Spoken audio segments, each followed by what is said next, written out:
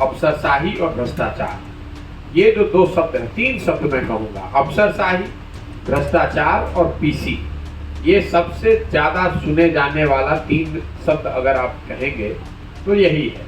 लोग अफसरों से परेशान हैं, अफसरों की मनमानी से परेशान हैं, और इसमें सामान्य जनता के साथ साथ जो समाज में प्रबुद्ध लोग हैं, सो कॉल्ड शक्तिशाली लोग हैं, जो जनप्रतिनिधि हैं, हर व्यक्ति ये बताता है कि साहब ये जो सरकार है ये अफसरों का जंगल राज है। मैं इसको अफसरों का जंगल राज बताता हूँ।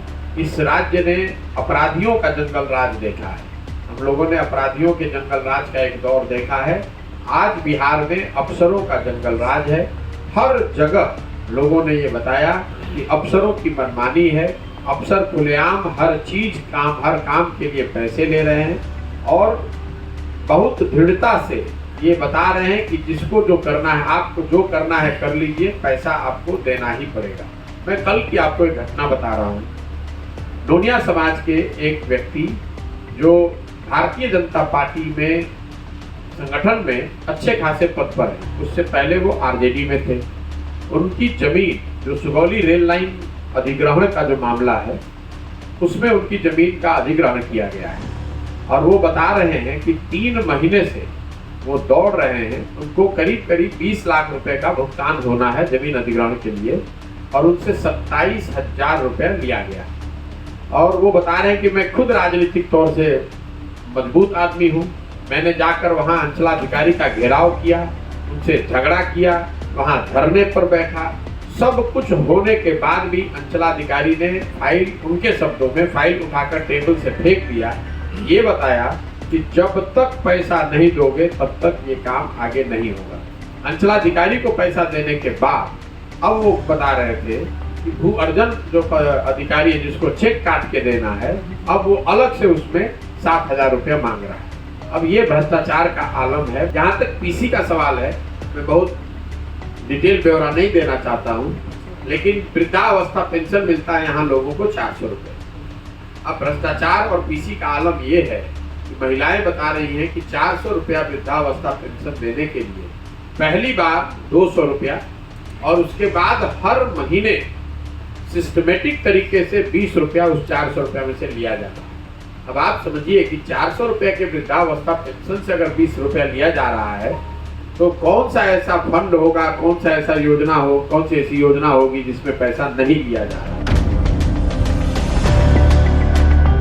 और बड़ी योजनाएं जिसकी चर्चा होती रही है वो स्वच्छ भारत अभियान है और हर घर नल के जल की योजना। हर घर नल के जल की योजना अभी तक 5 प्रखंडों में घूमने के बाद मुझे ऐसा लग रहा है कि पूर्वी चंपारण में उसकी स्थिति पश्चिम चंपारण के मुकाबले थोड़ी बेहतर है। यहाँ 30-40% वार्ड्स में मुझे हर घर नल के जल वाली योजना चलती हुई किसी न किसी फॉर्म में दिखी। पश्चिम चंपारण में 5% वार्ड में भी हर घर नल की योजना नहीं चल रही, तो थोड़ी उससे स्थिति यहाँ मुझे बेहतर दिखी। स्वच्छ भारत अभियान में यहाँ पर भी वही हुआ है, ज्यादातर शौचालय पेपर पर बने हैं, लेकिन उस योजना में भी पश्चिम चंपारण के मुकाबले यहाँ पर स्थिति मुझे बेहतर दिख रही है। पश्चिम चंपारण में तो एक तरीके से 100% शौचालय जो हैं वो पेपर पर ही बनाए गए हैं। 2,000 रुपये से 6,000 रुपये तक का एक फिक्स सिस्टम बना हुआ है। आप 2,000 से 6,000 रुपये तक अधिकारियों ने लिया या जनप्रतिनिधियों और अधिकारियों ने मिलकर लिया और लाभार्थी को 12,000 रुपये दे दिए गए। जो शौचालय बने वो पेपर पर बने, उसका कहीं उपयोग हो नहीं रहा है। लेकिन यहाँ पर जब मैं अभी तक गाँव में गया हूँ तो खुले में शौच की स्थिति थोड़ी उससे बेहतर दिखी है। हालांकि ओडीएफ यहाँ पर भी नहीं है, खुले में शौच आज भी सच्चाई है। शौचालयों में यहाँ पर भी लोगों ने भ्रष्टाचार की बात बताई है। बाढ़ से लोग जो प्रभावित हैं वो सुगौली के जिस एरिया में हम लोग बैठे हैं आपको मालूम है, मैं उसमें कुछ नई बात आपको नहीं बता सकता हूँ। हर व्यक्ति ने बताया कि बाढ़ से उनकी हालत कितनी खराब है। हर साल उनको वही जीवन मरण का सवाल है, हर साल बाढ़ से उनको दो चार होना पड़ता है। इस साल भगवान की कृपा है कि बाढ़ नहीं आई है, लेकिन बाढ़ से होने वाली जो आर्थिक, सामाजिक, राजनीतिक नुकसान की जो बात है वो हर जगह आपको यहाँ सुगौली के प्रखंड में दिख रही है।